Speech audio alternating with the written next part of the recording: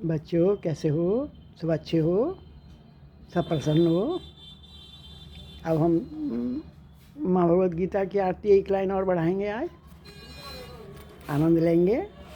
जय भगवत गीते माँ, जय भगवत गीते, हरिय कमल विहारिणी सुंदर सुपुनीते। जय माँ भगवत गीते। कर्म सुमर्म प्रकाशिनी कामासक्ति हरा, तत्वज्ञान विकासिनी विद्या ब्रह्म परा। जय माँ भगवत गीते। निश्चल भक्ति विधायिनी निर्मल मलहारी, शरण रहस्य प्रदायिनी सब विधि सुखकारी। जय माँ भगवत गीते। अब हमने आनंद लिया था माँ गीता का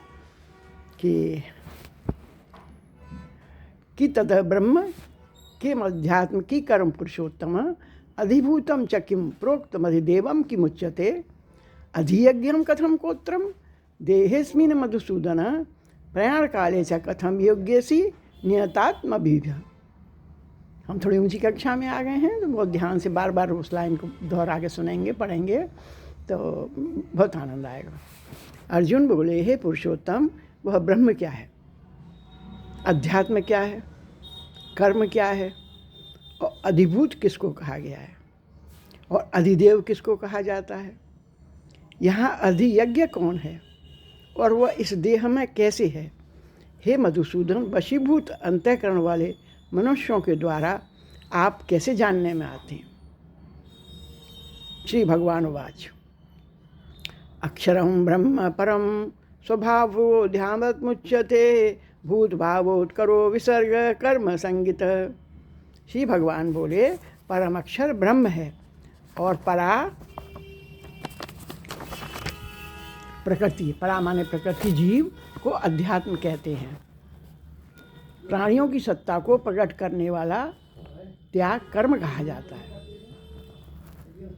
प्राणियों की सत्ता को प्रकट करने वाला त्याग कर्म कहा जाता है। अधिभूतम क्षरोभाव पुरुषुचादिदेवतम, अधियज्ञो हमेवात्र देहे देहे व्रतांबर। हे देहधारियों में श्रेष्ठ अर्जुन, भगवान कहते हैं क्षर भाव अर्थात नाशवान पदार्थ अधिभूत हैं। जो संसार के पदार्थ हैं नाशवान हैं, क्षर भाव अर्थात नाशवान, क्षर हो गए, नाश हो गया, अर्थात अधिभूत हैं। पुरुष अर्थात हिरण्यगर्भ ब्रह्मा अधिदेव हैं। पुरुष अर्थात हिरण्यगर्भ ब्रह्मा जो हैं वो अधिदेव हैं। और इस देह में अंतर्यामी रूप से मैं ही अधियज्ञ हूँ। आपकी अंतरात्मा में रहता हूँ तो मैं ही अधियज्ञ हूँ। व्याख्या, जैसे एक ही जल तत्व परमाणु, भाप, बादल, वर्षा की क्रिया, बूंदें, ओले, बर्फ के रूप में भिन्न भिन्न दिखते हुए भी वास्तव में एक ही है, इसी तरह एक ही परमात्मा तत्व ब्रह्म अध्यात्म कर्म अधिभूत अधिदेव और अधियज्ञ के रूप से भिन्न भिन्न दिखते हुए भी वास्तव में एक ही है। परमाणु रूप से जल ब्रह्म है, भाप रूप से जल अधियज्ञ है, बादल रूप से जल अधिदेव है, बूंद रूप से जल अध्यात्म है, वर्षा की क्रिया कर्म है और बर्फ रूप से जल अधिभूत है। परमात्मा के इसी समग्र रूप के लिए गीता में आया है वासुदेव वासुदेवः सर्वम सद सच्चाहम अंतकाले च मामेव स्मरन् मुक्त्वा कलेवरम यः प्रयाति स मद्भाव याति नास्ति संशय। हम जाना नहीं चाहते, उम्र कितनी भी हो जाए, मेरे बड़ा हो गया तो भी नहीं जाना चाहते। लेकिन देखो भगवान कितनी अच्छी बात करें, जो मनुष्य अंतकाल में भी मेरा स्मरण करते हुए शरीर छोड़कर जाता है, ये मेरे को पढ़ने में अच्छा नहीं लग रहा लेकिन इसको पढ़ते हैं फिर समझते हैं। जो मनुष्य अंतकाल में भी मेरा स्मरण करते हुए शरीर छोड़कर जाता है वह मेरे स्वरूप को ही प्राप्त होता है, इसमें संदेह नहीं है। व्याख्या, भगवान ने मनुष्य पर विशेष कृपा करके उसे यह छूट दी है, उसका जीवन कैसा भी रहा हो, यदि अंत समय भी अंत समय में भी वह मुझे याद कर ले तो मैं उसका कल्याण कर दूंगा। कारण कि भगवान ने अहेतुकी की मतलब बहुत ज़्यादा कृपा से जीवन को अपना कल्याण करने के लिए ही मनुष्य शरीर दिया है। हमको मनुष्य शरीर क्यों दिया है? कि वो अपना कल्याण स्वयं कर सकता है। अब भगवान बड़ी अच्छी विचित्र बात कहते हैं, और सही बात है। वास्तव में सब समय अंत समय ही है, क्योंकि अंत समय किसी भी समय आ सकता है। तब हमें ये बात समझ में आई। ऐसा कोई क्षण नहीं है जिस क्षण में अंत समय ना आता हो। इसीलिए मनुष्य को हर समय भगवान को याद रखना चाहिए। ययम येयम वापि स्मरण भावम त्यजत यन्ते कलेवरम तम तमेवेति कौन्तेय सदा तद्भाव भावित। थोड़ी ऊंची क्लास में आ गए हम तो और आनंद लेंगे। इतना तो हम मानते हैं ना कि हमारी सांस देने वाला कोई तो है, तो अपन उसी को सोच लेते हैं, चलो वही है, कोई तो है, उसी के बारे में सोचते हैं। उसी को धन्यवाद। हे कुंती पुत्र अर्जुन, मनुष्य अंतकाल में जिस जिस भी भाव का स्मरण करते हुए शरीर छोड़ता है, वह उस अंतकाल के भाव से सदा भावित होता हुआ उसी को ही प्राप्त होता है, अर्थात उस योनि में ही चला जाता है। 7वें अध्याय के 21वें श्लोक में भगवान ने यो या तनुभक्त आदि पदों से उपासना के विषय में मनुष्य की स्वतंत्रता बताई थी। अब यहाँ गति के विषय में मनुष्य की स्वतंत्रता बताते हैं। तात्पर्य है कि भगवान अपने दयालु स्वभाव के कारण मनुष्य की स्वतंत्रता में बाधक नहीं बनते, परंतु मनुष्य ही इस मिली हुई स्वतंत्रता का दुरुपयोग करके भोग तथा संग्रह में लगकर अपना पतन कर लेता है। गलत काम करके अपना पतन कर लेता है, जो मनुष्य को नहीं करना चाहिए, और दुर्गति में चला जाता है। मनुष्य यदि चाहे तो इस स्वतंत्रता का सदुपयोग करके देवताओं के लिए भी दुर्लभ पद को प्राप्त कर सकता है। तस्मात् सर्वेषु कालेषु मामनुस्मरं युद्ध च मय्यार्पित मनोर्बुद्धि मार्मे वेश संशयम। इसीलिए तू सब समय मेरा स्मरण कर और युद्ध भी कर। मुझ में मन और बुद्धि अर्पित करने वाला तू निसंदेह मुझे ही प्राप्त होगा। व्याख्या: ऐसा कोई समय नहीं है जो अंत का समय न हो। इसीलिए मनुष्य को नित्य निरंतर भगवान का स्मरण करते रहना चाहिए। फिर किसी भी समय, कोई भी समय किसी भी कार्य के लिए आएगा तो वह भगवान का स्मरण करते हुए ही मनुष्य उसको मिलेगा, जिससे वह भगवान को ही प्राप्त हो जाएगा। यहाँ युद्ध का प्रसंग है, निरंतर भगवत स्मरण प्रश्न है। यहाँ युद्ध का प्रसंग है। निरंतर भगवत स्मरण करते हुए युद्ध कैसे होगा, और युद्ध करते हुए निरंतर भगवत स्मरण कैसे होगा? अच्छा प्रश्न। उत्तर पक्ष: एक याद करते हैं और एक याद रहती है। जो बात अहंता में बैठ जाती है वह भूलती नहीं। अतः साधक सच्चे हृदय से दृढ़तापूर्वक स्वीकार कर ले कि मैं भगवान का ही हूँ, भगवान ही मेरे हैं, तो फिर सब कार्य करते हुए भी भगवान की याद स्वतः निरंतर बनी रहेगी। जैसे ब्राह्मण को अपने ब्राह्मण पने का स्मरण बिना याद किए नित्य निरंतर बना रहता है। नींद में भी जगाकर उससे पूछो तो वह यही कहेगा कि मैं ब्राह्मण हूँ। इसमें अभ्यास नहीं है, प्रत्युत स्वीकृति है। विवाह होने पर पतिव्रता स्त्री बिना याद किए पति को याद रखती है, स्वप्न में भी नहीं भूलती, यह स्वीकृति है। जिसकी कभी विस्मृति नहीं होती, भगवान के साथ संबंध स्वीकार करने पर साधक के मन बुद्धि स्वतः भगवान के अर्पित हो जाते हैं। अभ्यास योग युक्तेन चेतसा नान्यगामिना परम पुरुषम दिव्यम याति पार्थानुचितन यन। हे प्रधानंदन, कविम पुराण मनुषासितार मणोरणीयां समुन्नस्मरेद्य सर्वस्य धातारमचिन्त्य रूप मादित्य वर्ण तमस परस्तात्। जो सर्वज्ञ, अनादि, सब पर शासन करने वाला, सूक्ष्म से अत्यंत सूक्ष्म, सबका धारण पोषण करने वाला, अज्ञान से अत्यंत परे, सूर्य की तरह प्रकाशवान अर्थात ज्ञान स्वरूप, ऐसे अचेतन स्वरूप का चिंतन करता है।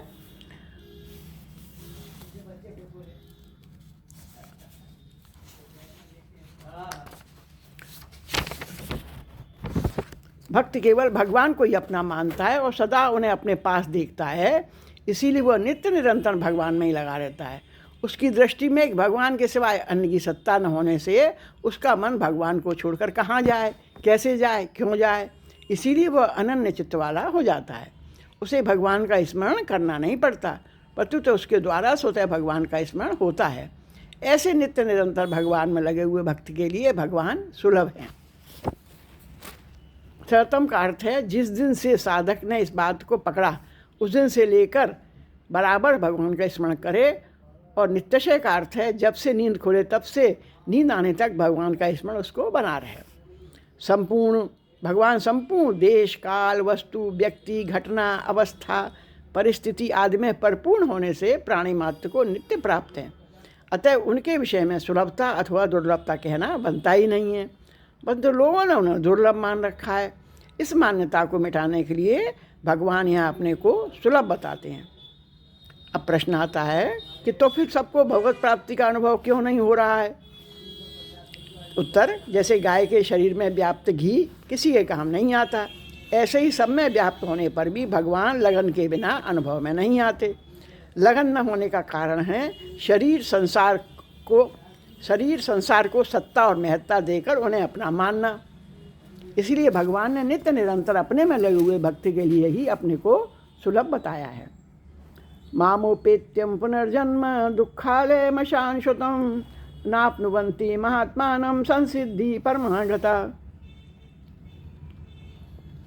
महात्मा लोग मुझे प्राप्त करके परम सिद्धि को प्राप्त हो गए हैं, अर्थात उनको मेरे प्रेम की प्राप्ति हो गई है। भोग और संग्रह में लगे हुए सकाम मनुष्य के लिए तो यह संसार दुखालय है, पर सेवा और भगवत सेवा, दूसरों की सेवा और भगवत जन्म में लगे हुए निष्काम मनुष्य के लिए संसार भगवत स्वरूप है।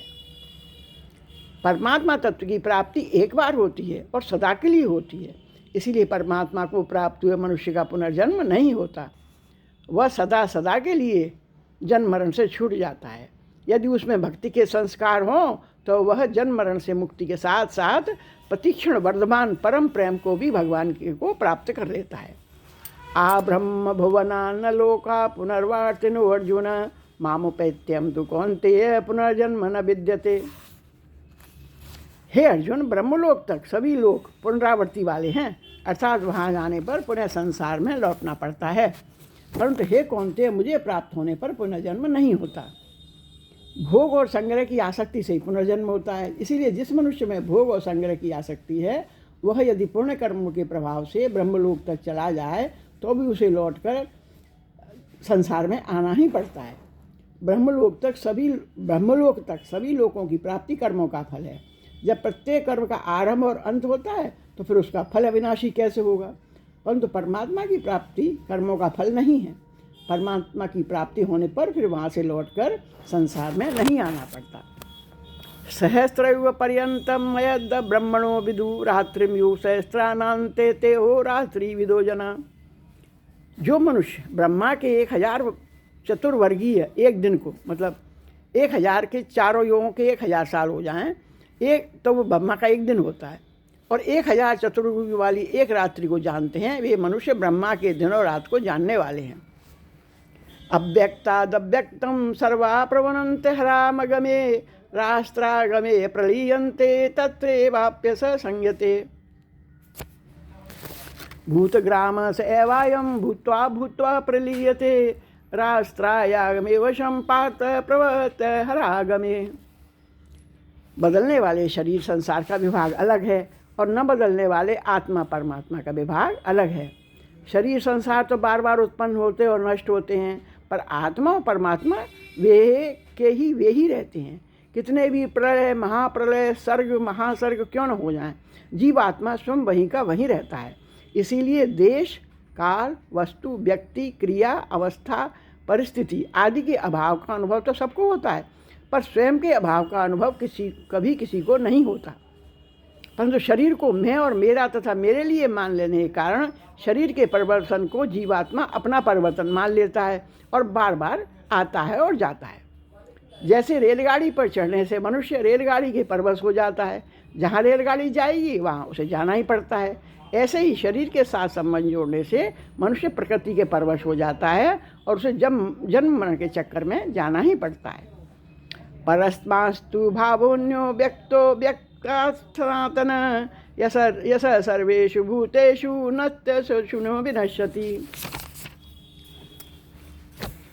परंतु उस अव्यक्त ब्रह्मा के सूक्ष्म शरीर से ये अन्य अनादि अत्यंत श्रेष्ठ भावरूप जो अव्यक्त ईश्वर है वह संपूर्ण प्राणियों के नष्ट होने पर भी नष्ट नहीं होता।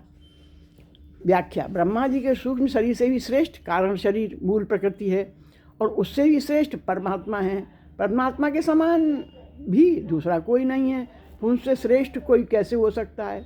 असंख्य ब्रह्मा जी उत्पन्न होकर लीन हो गए पर परमात्मा वैसे के वैसे ही हैं। अव्यक्तोक्षरित्युक्तस्तमाहु परमागतिम यम प्राप्य निवर्तन्ते तद्मामं परमा मम। उसी को अव्यक्त और अक्षर ऐसा कहा गया है तथा उसी को परम गति कहा गया है, और जिसको प्राप्त होने पर जीव फिर लौटकर संसार में नहीं आते, वह मेरा परम धाम है। वास्तव में परमात्मा तत्व वर्णातीत है जिसका वर्णन नहीं किया जा सकता। अव्यक्त अक्षर परम गति आदि नाम उस तत्व का संकेत मात्र करते हैं, क्योंकि वह अव्यक्त व्यक्त अक्षर क्षर गति स्थिति आदि से रहित निरपेक्ष तत्व है। उसे प्राप्त होने पर जीव सुखी रहता है, कारण कि जीव उस परमात्मा तत्व का सनातन कारण कि जीव हम सब उस परमात्मा तत्व का सनातन अंश होने से उससे अलग नहीं है। संसार में तो वह भूल से अपने को स्थित मानता है, वास्तव में शरीर ही संसार में स्थित है, स्वयं नहीं।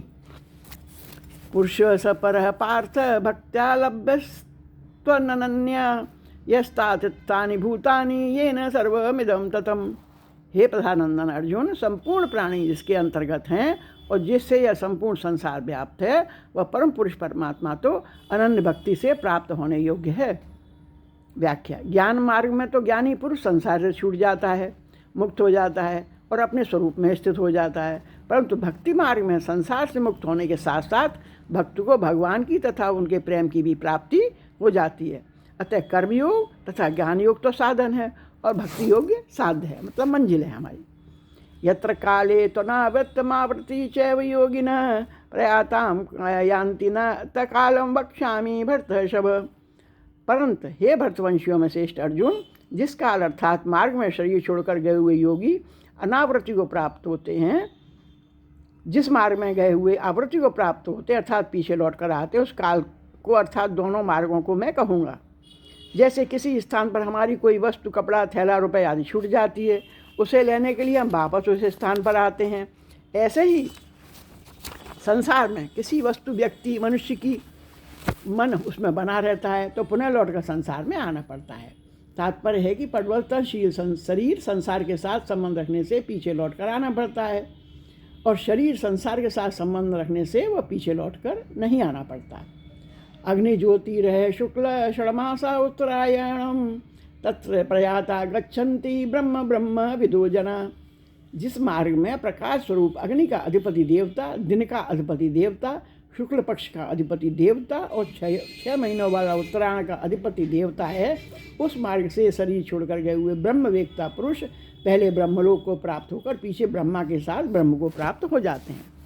पहले साधन अवस्था में जिनके भीतर ब्रह्मलोक की वासना, व्याख्या कर रहे हैं, पहले साधनावस्था में जिनके भीतर ब्रह्मलोक की वासना अथवा अपने मत का आग्रह रहा है, वे क्रम मुक्ति से पहले ब्रह्मलोक में जाते हैं और फिर महाप्रलय आने पर ब्रह्मा जी के साथ मुक्त हो जाते हैं।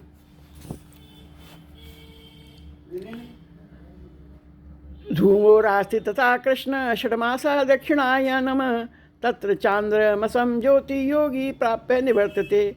जिस मार्ग में धूम का अधिपति देवता, रात्रि का अधिपति देवता, कृष्ण पक्ष का अधिपति देवता और 6 महीनों वाले दक्षिणायन का अधिपति देवता है, शरीर छोड़कर उस मार्ग से गया हुआ योगी सकाम मनुष्य चंद्रमा की ज्योति को प्राप्त होकर लौट आता है, अर्थात पुनः उसे संसार में आना जाना पड़ता है। शुक्ल कृष्ण गति होते जगत शाश्वते मते एक या तनवृत्ति मन्य या वर्तते पुनः। क्योंकि शुक्ल और कृष्ण ये दोनों गतियाँ अनादिकाल से जगत प्राणी मात्र के साथ संबंध रखने वाली मानी गई हैं। इनमें से एक गति में जाने वाले को लौटना नहीं पड़ता, दूसरी गति में जाने वाले को पुनः लौटना पड़ता है। नहते सती पार्थ जान योगी मोति कश्चन तस्मात् सर्वेषु कालेषु योगी युक्तो भवार्जुन।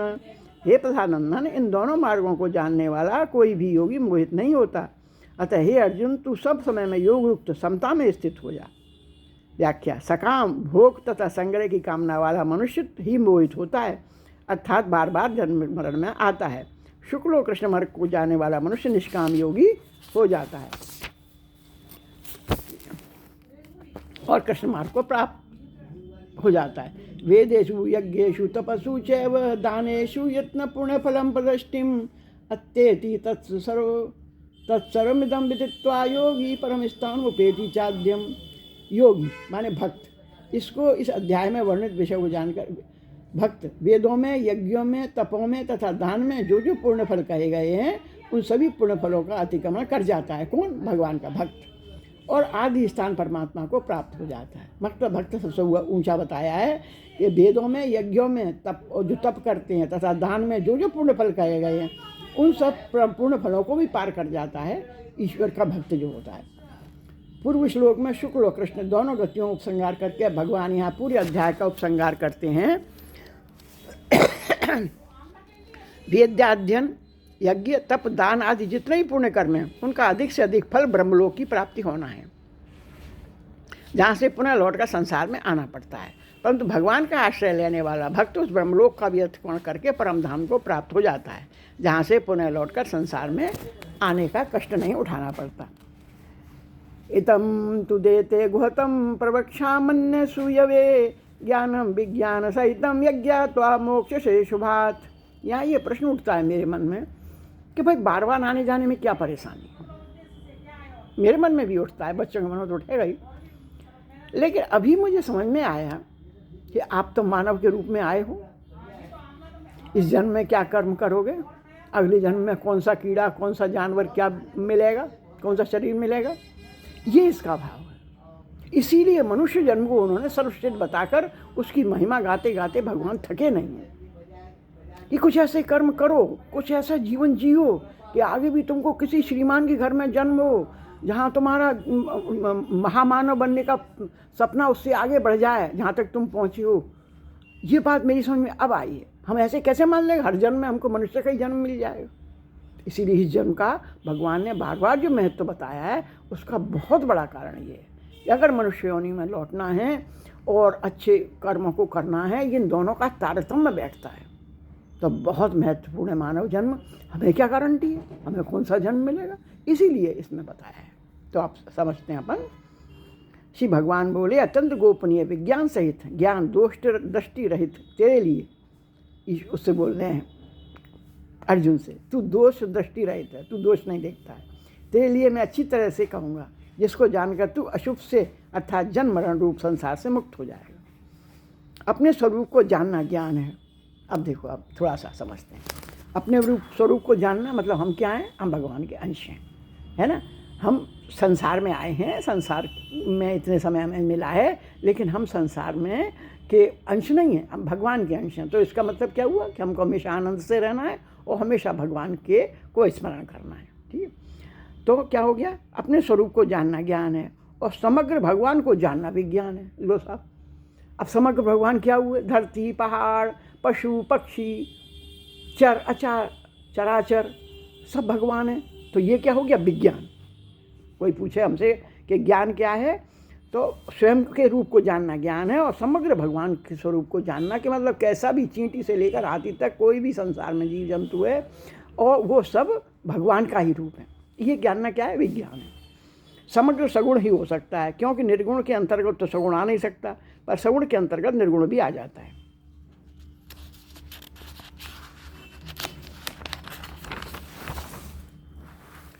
राजविद्या राजगुहम पवित्रमिदम् उत्तमम प्रत्यक्षावगमम धर्म्य सुसुखम कर्तव्यमेहम।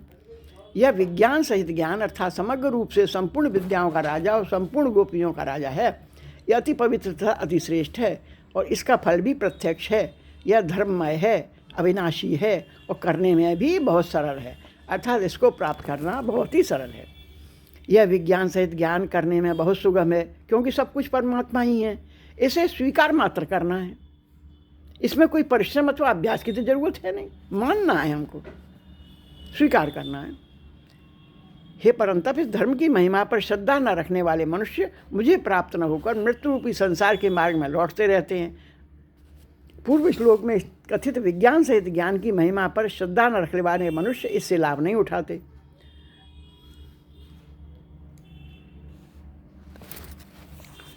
मनुष्य शरीर में भगवती प्राप्ति का बहुत श्रेष्ठ अवसर था। मनुष्य शरीर में भगवत प्राप्ति का बहुत श्रेष्ठ अवसर था, पर वे उस मार्ग को पकड़ लेते हैं जिस मार्ग से कभी भगवती प्राप्ति न हो सके। उनकी ऐसी दशा को देखकर भगवान मानो दुख के साथ कहते हैं, अप्राप्यम्मा निर्वर्तन्ते मन मृत्यु संसार वर्तनम मया तत्मिदं सर्व जगदव्यक्त मूर्तिना मस्थानि सर्वभूतानि न चाहम तैव शस्थित न च मस्थानि भूतानि पश्यम मे योगेश्वरम भूतभन्न च भूतस्थो ममात्मा भूत भावन। यह सब संसार मेरे निराकार स्वरूप से व्याप्त है। संपूर्ण प्राणी मुझ में स्थित हैं, परंतु मैं उनमें स्थित नहीं हूँ तथा वे प्राणी मुझ में स्थित नहीं हैं। मेरे ईश्वर संबंधी योग सामर्थ्य को देख संपूर्ण प्राणियों को उत्पन्न करने वाला और प्राणियों का धारण भरण पोषण करने वाला मेरा स्वरूप उन प्राणियों में स्थित नहीं है। बर्फ में जल की तरह संसार में सत्ता है। रूप से एक सम शांत सघन चिघन आनंद घन परमात्मा तत्व परिपूर्ण है। उस अविभक्त सत्ता में मैं तू यह तथा वह ये चार विभाग नहीं है। जब तक साधक में यह भाव है कि परमात्मा और संसार दो हैं, तब तक उसको यह समझना चाहिए कि परमात्मा में संसार है, संसार परमात्मा में संसार है, संसार परमात्मा नहीं है, संसार में परमात्मा है। एक बार फुट पढ़ते हैं। परमात्मा में संसार है, परमात्मा स्व संसार व्याप्त है, संसार में परमात्मा नहीं है। परंतु जब दो का भाव न हो तब न परमात्मा में संसार है न संसार में परमात्मा है। संसार को स्वतंत्र सत्ता जीव ने ही दी है, हमने ही तो माना है कि हम संसार के अंग हैं। भगवान तो नहीं कहते कि तुम संसार के अंग हो। जब तक अहंता ममता और कामना है तब तक साधक की दृष्टि में परमात्मा में संसार है और संसार में परमात्मा है। परंतु अहमता ममता कामना मिटने पर सिद्धि की दृष्टि में न परमात्मा में संसार है न संसार में परमात्मा, अर्थात परमात्मा ही परमात्मा है। वासुदेवम सर्वम यथाकाशतो नित्यम वायु सर्वतो महान तथा सर्वाणि भूतानि मस्थानि तु पदारय। जैसे सब जगह विचरने वाली महान वायु नित्य ही आकाश में स्थित रहती है, ऐसे ही संपूर्ण प्राणी मुझ में ही स्थित रहते हैं। ऐसा तुम जान लो, ऐसा तुम मान लो। व्याख्या, जैसे वायु आकाश से उत्पन्न होती है, आकाश में ही स्थित रहती है तथा आकाश में लीन हो जाती है, अर्थात आकाश को छोड़कर वायु की स्वतंत्र सत्ता है ही नहीं। ऐसे ही संपूर्ण प्राणी भगवान से उत्पन्न होते हैं, भगवान में स्थित रहते हैं तथा भगवान में ही लीन हो जाते हैं, अर्थात भगवान को छोड़कर प्राणियों की स्वतंत्र सत्ता है ही नहीं। इस बात को साधक दृढ़ता से स्वीकार कर ले तो उसे सब कुछ भगवान ही है, इस वास्तविक तत्व को अनुभव हो जाएगा। सर्वभूतानि कौन्तेय प्रकृतियाति मामिकां कल्पक्षये पुनस्तानि कल्पादो विसज्जाम्यहम्। पूर्वोक्त श्लोक में वर्णित स्थिति न होने पर मनुष्य की क्या दशा होती है, इसे भगवान इस श्लोक में बताते हैं। महाप्रलय के समय प्रकृति के परवश हुए संपूर्ण प्राणी अपने अपने कर्मों को लेकर भगवान की प्रकृति में लीन हो जाते हैं। प्रकृति में लीन हुए उन प्राणियों के कर्म प्रकृति में लीन हुए उन प्राणियों के कर्म जब परिपक्व होकर फल देने के लिए उन्मुख हो जाते हैं, तब भगवान में मैं अनेक रूपों में प्रकट हो जाऊँ, ऐसी उनको इच्छा होती है, ऐसा संकल्प हो जाता है और महासर्ग का आरंभ हो जाता है। महासर्ग के आदि भगवान उन प्राणियों के परिपक्व कर्मों का फल देकर उन्हें शुद्ध करने के लिए उनके शरीरों की रचना करते हैं। प्रकृति स्वावष्टभ्यम विसृजामि पुनः पुनः भूतग्राममिमं कृष्णं वशं प्रकृते वशीत। प्रकृति के वश में होते हुए से परतंत्र हुए इस संपूर्ण प्राणी समुदाय की मैं अपनी प्रकृति को वश में करके बार बार रचना करता हूँ। व्याख्या, प्रकृति परमात्मा की एक अनिवर्चनीय अलौकिक विलक्षण शक्ति है। प्रकृति यानी पूरा संसार। ऐसी अपनी प्रकृति को स्वीकार करके ही भगवान सृष्टि की रचना करते हैं। कारण कि सृष्टि में जो परिवर्तन, उत्पत्ति, विनाश आदि अंत होता है वह सब प्रकृति में ही होता है, भगवान में नहीं। इसलिए भगवान क्रियाशील प्रकृति को लेकर ही सृष्टि की, भगवान भी क्या करना चाह रहे, प्रकृति क्रियाशील है तो कह रहे हैं भगवान के, इसीलिए क्रियाशील प्रकृति को लेकर ही सृष्टि की रचना करते हैं। इसमें भगवान की कोई असमर्थता, पराधीनता, कमजोरी आदि नहीं है। भगवान का प्रकृति पर आधिपत्य होने पर, भगवान का प्रकृति पर आधिपत्य है, आधिपत्य होने पर भी उनमें लिप्तता कर्तृत्व आदि नहीं होते। सबको उत्पन्न करते हैं लेकिन कभी नहीं कहते मैंने उत्पन्न किया, मैंने उत्पन्न किया, मैंने उत्पन्न किया, ऐसे कभी नहीं कहते पूरी प्रकृति के लोगों से। भगवान उन्हीं प्राणियों की रचना करते हैं जो प्रकृति के परवश हैं, अर्थात जिन्होंने प्रकृति के साथ अपना संबंध जोड़ रखा है।